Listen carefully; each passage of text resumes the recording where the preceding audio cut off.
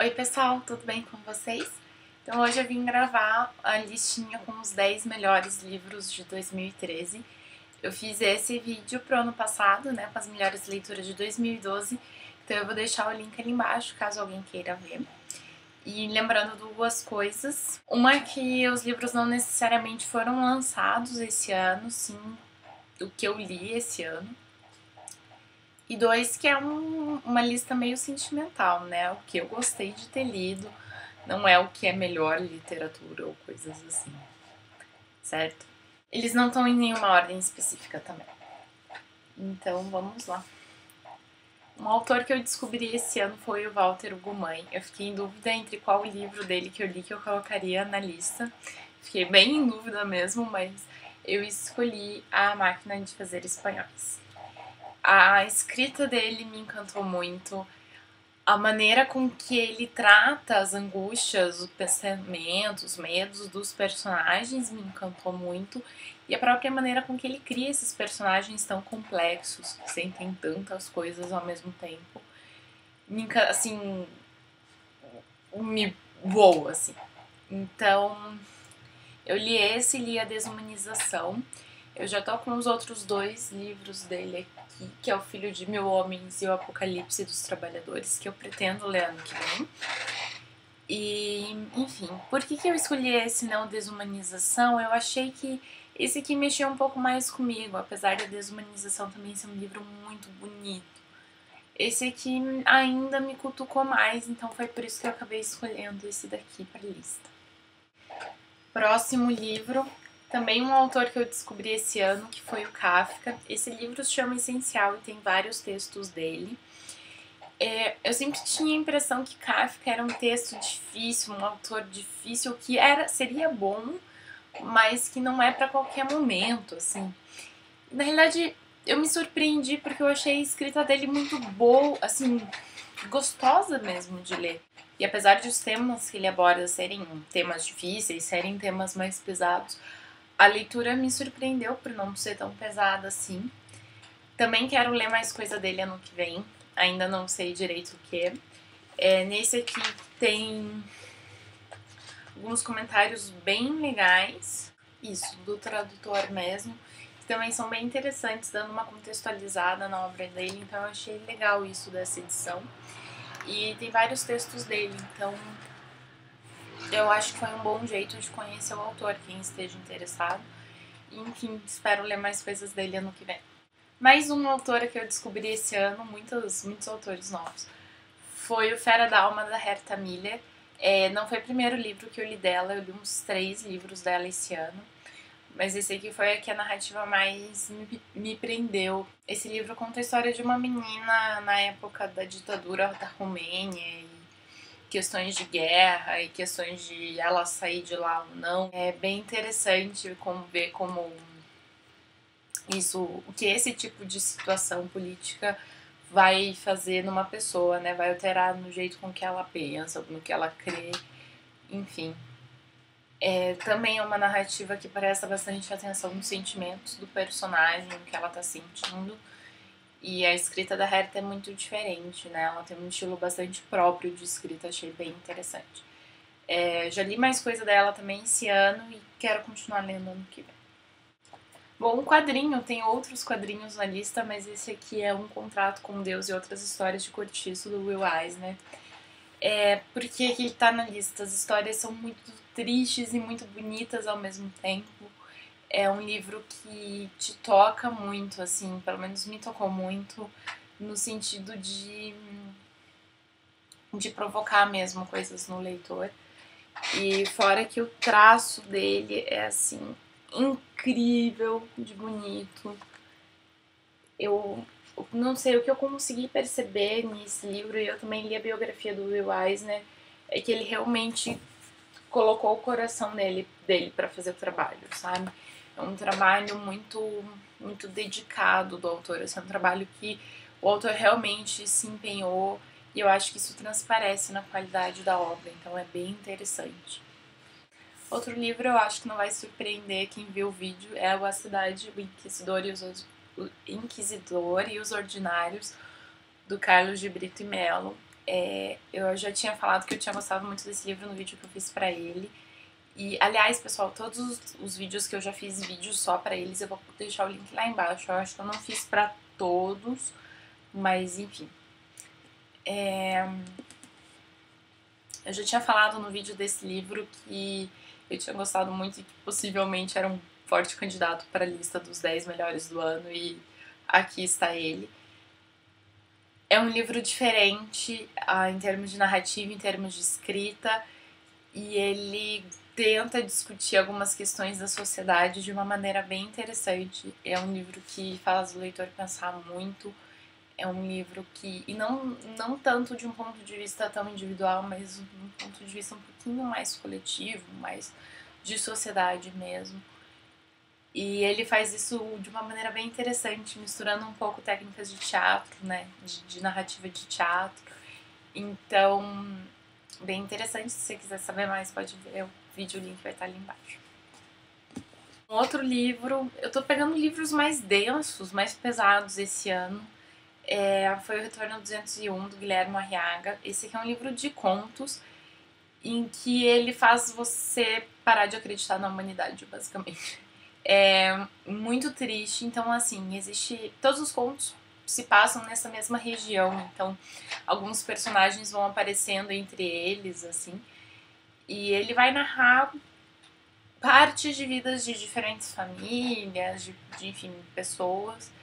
E algumas coisas horríveis acontecem, e o pior é que não são essas coisas horríveis que, é filme de terror, sei lá, coisas assim. Não, você consegue realmente acreditar que é possível que as pessoas façam isso, e é por isso que ele é tão impressionante.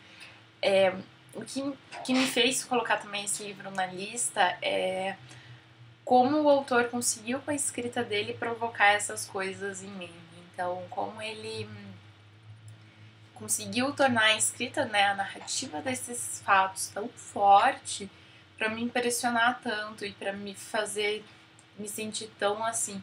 Eu gosto desse quando os autores fazem isso, né, quando os autores conseguem mudar meu estado de espírito, digamos assim. E eu acho que ele faz isso muito bem. Outro livro que quem viu o vídeo também não tá surpreso de ver aqui é o 2001, Uma Odisseia no Espaço. Meu vídeo pra esse livro é tipo uma declaração de amor, eu acho, né? Eu gostei muito desse livro, ele me deixou louca, assim, eu fiquei louca com esse livro. Esse aqui é um livro de ficção científica mais denso, mais pesado, né? Ele talvez não seja para todos os leitores, mas ele me deixou louca de verdade, gente, sério. É um livro que eu recomendo muito. Quem já viu o livro ou filme e gosta do filme, vale a pena ler o livro mesmo assim. Mais um quadrinho é o Maus. Não acredito ainda que eu não tinha lido isso antes desse ano. Ele é incrível também. Então, nessa história, o Art Spiegelman vai contar a história do pai dele e da mãe também durante a Segunda Guerra Mundial. É uma família de judeus. E como que eles fugiram, como que eles foram pro campo de concentração e coisas assim. E vai contar também da relação dele com o pai dele no presente, né? No presente, no caso, quando ele tá escrevendo o livro, o que tudo isso resultou. É um livro bem interessante. E eu gosto da maneira com que ele representa os personagens com animais. Eu gosto como ele é sincero em relação ao relacionamento dele com o pai. E gosto da maneira com que ele consegue contar a história do Holocausto de uma maneira tão pessoal, né? Contando do pai dele. Então é bem interessante. Outro livro que eu acho que também não vai ser surpresa pra vocês é o Longe da Árvore, do Andrew Solomon. Nesse livro, o Andrew Solomon vai pesquisar sobre casos em que os filhos são muito diferentes dos pais. Então, filhos que caíram longe da árvore, né, não perto da árvore. E contar, então, um pouco do relacionamento entre os filhos e os pais e entre essas pessoas e o resto da sociedade. Então, são 10 capítulos com 10 tipos de grupos diferentes e vão desde deficiências físicas, surdez, até coisas já tipo transgêneros ou pais com filhos que são criminosos e coisas assim. Então ele abrange assim vários grupos bem diferentes entre si. É um livro que te faz pensar muito, é um livro que você realmente consegue entender em relação à sua própria vida, em pegar casos de pessoas que você conhece, ou de pensar dos seus próprios relacionamentos com as pessoas, então é bem interessante. Esse livro é mais denso, ele não é, ele é grosso e denso de texto, né? Não é um livro que se lê muito rápido, mas é bem interessante mesmo assim. No vídeo que eu fiz para esse livro, na caixinha de informações desse vídeo, tem alguns links ou com entrevista com o autor, ou com trecho de livro para ler, ou tem o book trailer que tem entrevistas também. Então, quem está interessado pode ser legal assistir todas essas outras coisas para ver o que você realmente acha do livro. E o que aconteceu ainda com esse livro que foi bem curioso é que eu falei dele pra, tipo, todo mundo que eu encontrava, que eu tava conversando, eu falava que eu tava lendo esse livro e que era muito legal. E isso não acontece com todos os livros pra mim, assim. Eu costumo falar com os meus amigos que leem, por exemplo, que eu tô lendo, que eles estão lendo, mas esse livro era aquele tipo de livro que pra todo mundo eu falava, assim, qualquer pessoa que eu encontrasse, que eu começasse a conversar, eu falava, nossa, eu tô lendo um livro que não sei o quê. Então é bem interessante, porque eu realmente senti que eu aprendi coisas com ele. E ele também é bastante bem escrito, então é bem legal. Por fim, o 10º livro é um livro que eu li bem no começo do ano, que é o Building Stories. E, bom, esse aqui é aquele quadrinho que vem todo em pedaços, né? Então tem, tipo, várias coisinhas soltas e você meio que vai lendo na ordem que você... Tem partezinhas que são... Então, como essas, são livrinhos maiores, né, assim. Tem outros que imitam um jornal, enfim. E o legal desse livro, ele conta uma história só, né, uma história única, mas que está dividido em pedaços e os leitores não vão necessariamente ler na mesma ordem, porque não existe uma ordem certa, né. Então você vai pegando os pedaços e vai lendo. Então você que vai juntando cronologicamente essa vida dessa pessoa.